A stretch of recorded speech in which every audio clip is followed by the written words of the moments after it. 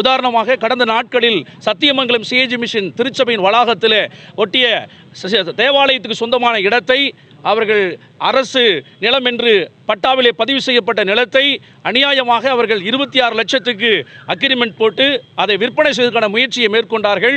சத்தியமங்கலம் காவல் நிலையத்தில் இன்ஸ்பெக்டராக செயல்படுகின்ற திரு ஜெகன் அவர்கள் இதை பரிசீலனை செய்து எஃப்ஐஆர் பதிவு செய்து விட்டார். 3 பேர் மேல அந்த நிலத்தை மோசடி செய்த அந்த 3 நபர்கள் மீது KM தியாகராஜன், பெஞ்சமின் தீமோத்தி, ஜெனிஃபரட் பெஞ்சமின் இந்த 3 நபர்கள் மீது வழக்கு பதிவு செய்து விட்டார்.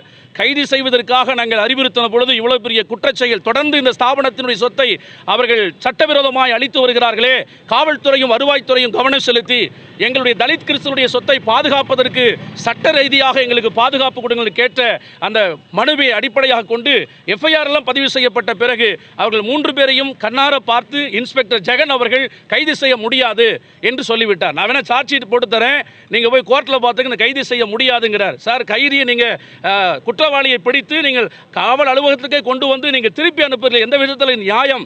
அவர்கள் திரும்ப எங்களுடைய சொத்தை அழித்து விடுவார்கள் என்று சொன்ன பொழுது காவல்துறை ஆய்வாளர் ஜெகன் சார் அவர்கள் கட்டாயம் கைது பண்ண முடியாது என்று அனுப்பிவிட்டார்கள்.